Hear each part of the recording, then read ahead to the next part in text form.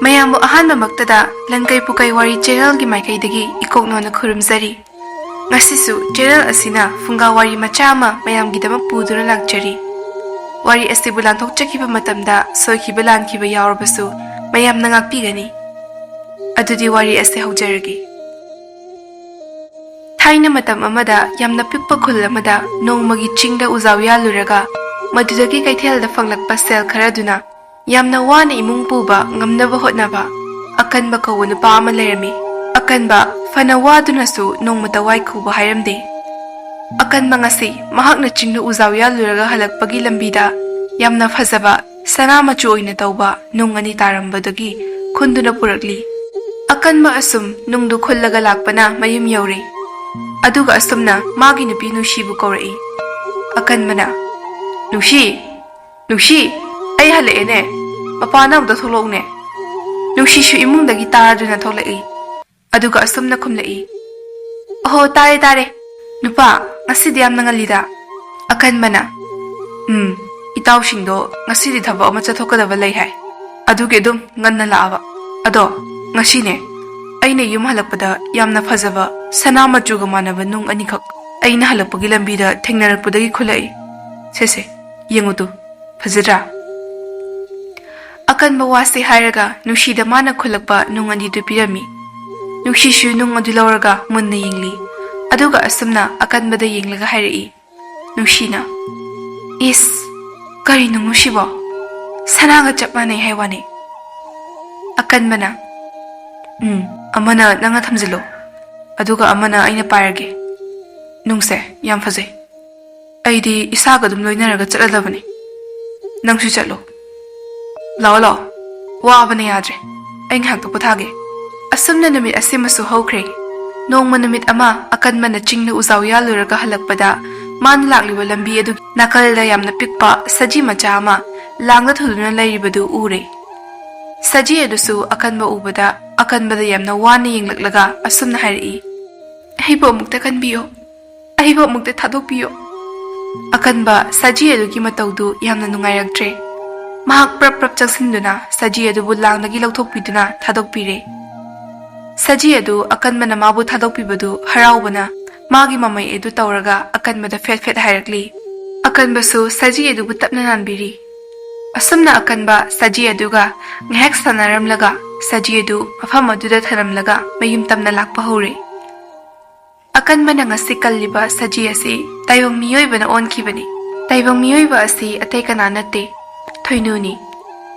Thoinu matam amada masak mataw sakta chuda karisu wataba nupi haibado oiramki.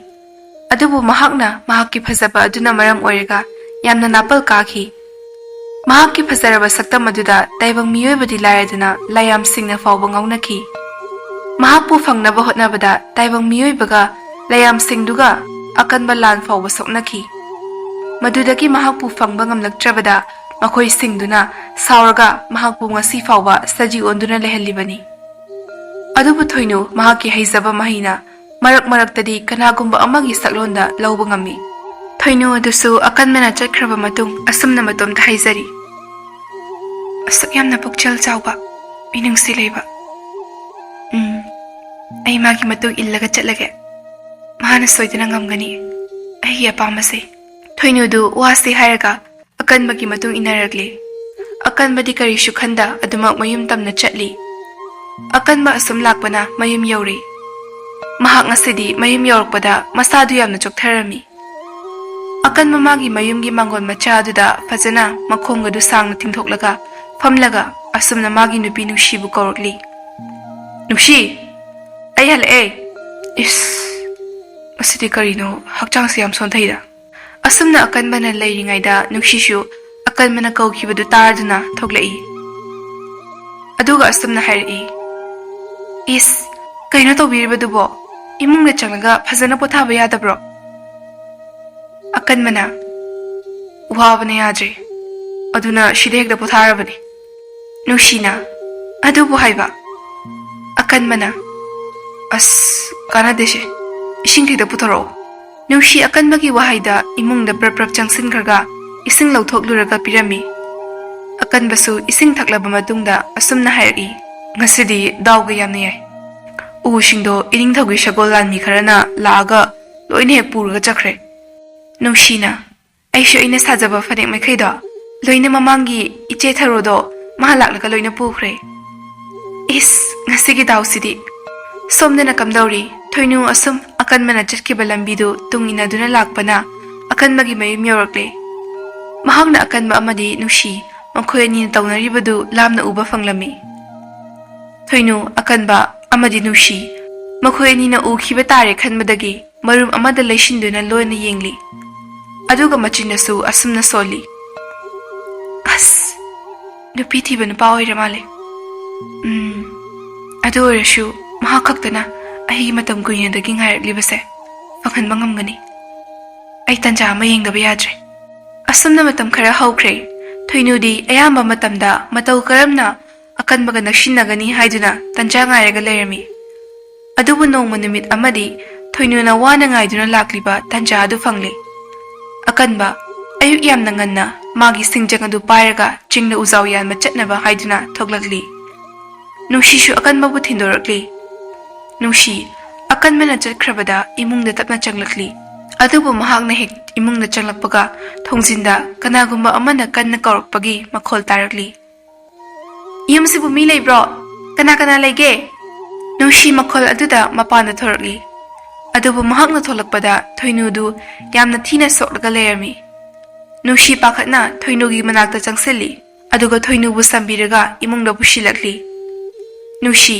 thoinubu phajana phamhallaga soklibu mafamsingduda hidak hapire aduga thoinuda matau karamna soklibano haina hanglami maduda thoinuna yamna waba khonjelda asumna hairi haise awangda leiba kholasidagine ai nakhoigi khulsida asum lakpada soidana aina uhogdabadagi dushinbadagi soklini ai bu yum phawda nangna thinbiu ai soidana nangi awaman soidana madik chana pige nangna pamba sana lupa mani mukta ai loina pige nushi thoinugi wahai singdu thajaraduna mahakna hariba singdu yarami asumna nushi amadi thoinu makhoyani thoinugi mayumda lakli thoinuna nushi bu puraga lakliba mafam madu yamna chawraba kunungumna mathol mathol naiba yumjaw amada oirami nushi adu upada mamit thakiduna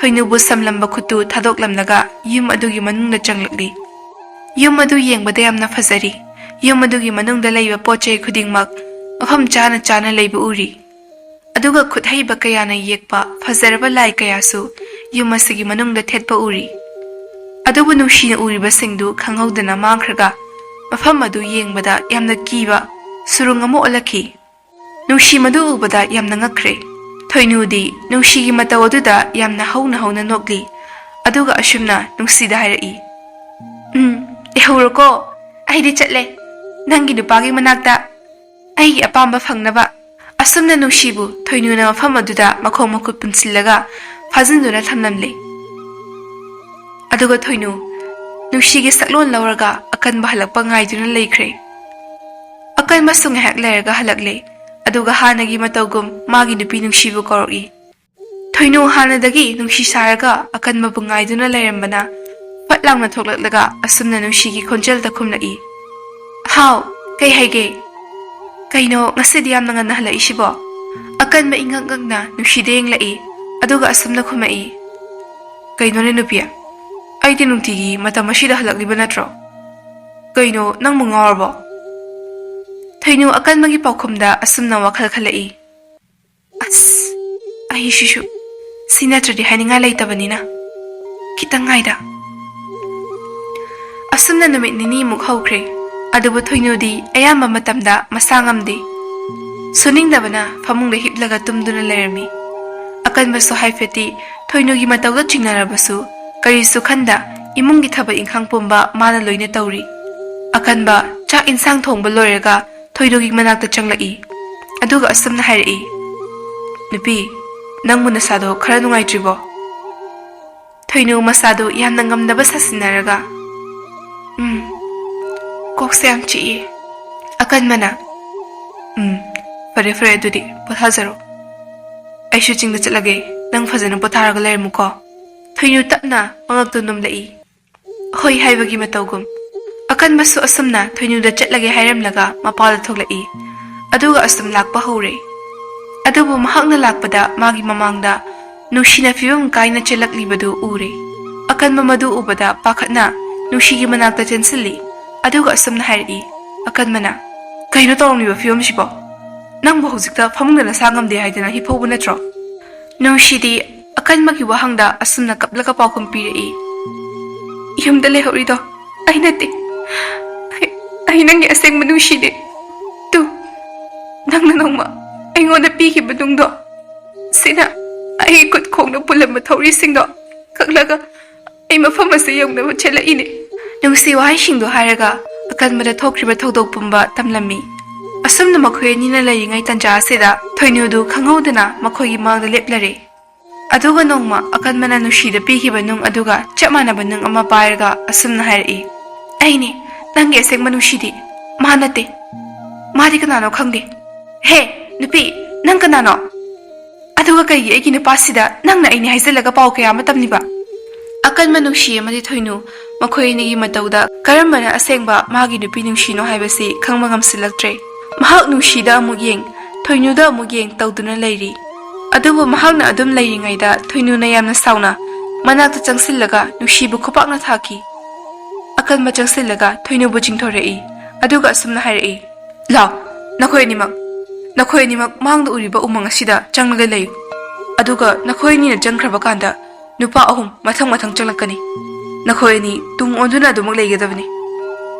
Nupa ahum aduda nakoy ni na hanna fawa yengba yade.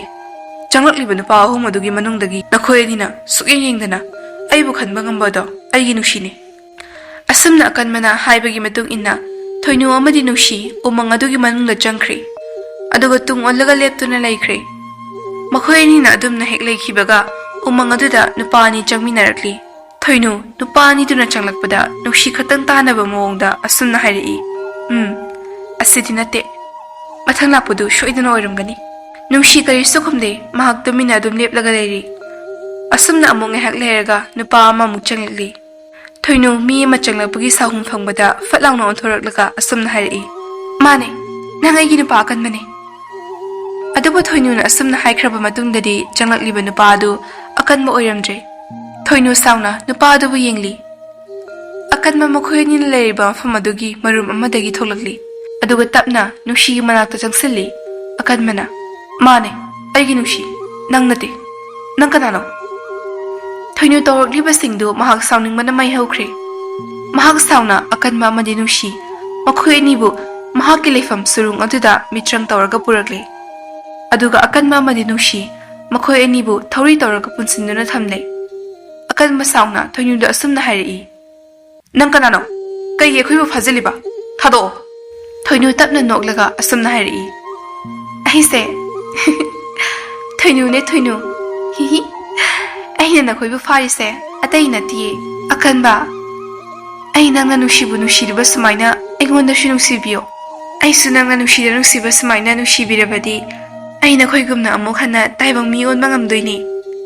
Aduga karigumba nangna ayna haiba wase yadraba ayna nangi nushida layriba nangga lemina kiba mikuk khudingi ningsingbagi thongnado kawhongani aduga nang kanano haiba fawba khangaloi akan ma Thoinu na haiba wadu yaramde Thoinu akan mana mahakna haiba wa yaraktrabada sauna nushi maikai tamna machinna kari no solaga mayangal ama langshilai akan mamatau aduda mahaki masada loinarakpa sanaga chapmanaba nung aduna tawraga Maki makhong mukhutta kiduna layriba thawri sing adu kakhatlami.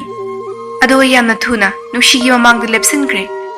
Adubu mahakna adumna tawrakpa adutari nushina langsilakhiba maingal adu akanmada oina pankre.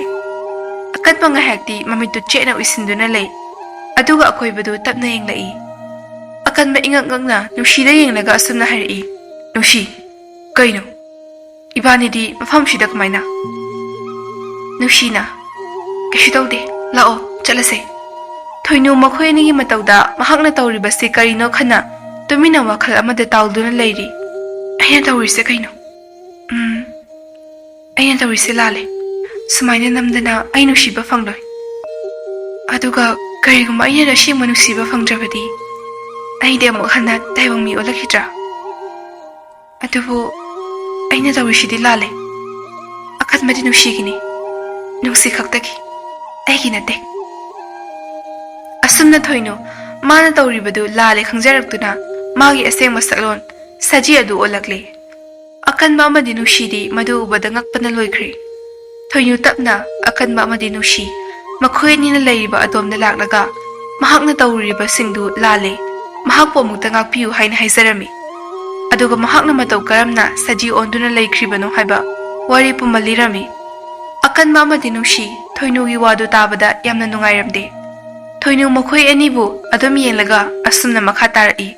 ꯑꯩꯕꯨ ꯑꯃꯨꯛ ꯍꯟꯅ ꯃꯇꯧ ꯀꯔꯝꯅ ꯑꯩꯒꯤ ꯑꯁꯦꯡꯕ ꯁꯛꯂꯣꯟ ꯇꯥꯏꯕꯪ ꯃꯤꯗ ꯑꯃꯨꯛ ꯑꯣꯟꯕ ꯐꯪꯂꯛꯀꯅꯤ ꯍꯥꯏꯅ ꯄꯥꯝꯕꯩ ꯂꯝꯕꯤ ꯀꯌꯥ ꯊꯤꯔꯛꯄꯗ ꯅꯣꯡꯃ ꯂꯥꯏꯅꯤꯡꯕ ꯅꯨꯄꯥ ꯑꯃꯅ ꯀꯔꯤꯒꯨꯝꯕ ꯑꯩꯕꯨ ꯊꯃꯣꯏ ꯁꯦꯡꯅ ꯅꯨꯡꯁꯤꯕꯤꯕ ꯃꯤꯁꯛ ꯊꯦꯡꯅꯔꯕ ꯀꯥꯟꯗ ꯑꯩ ꯑꯃꯨꯛ ꯍꯟꯅ ꯅꯨꯡꯁꯤ ꯊꯣꯏꯅꯨꯒꯤ ꯃꯇꯧꯗꯨ ꯌꯦꯡꯕ ꯉꯝꯗ꯭ꯔꯗꯨꯅ ꯃꯅꯥꯛꯇ ꯆꯪꯁꯤꯜꯂꯒ ꯀꯣꯟꯁꯤꯟꯕꯤ.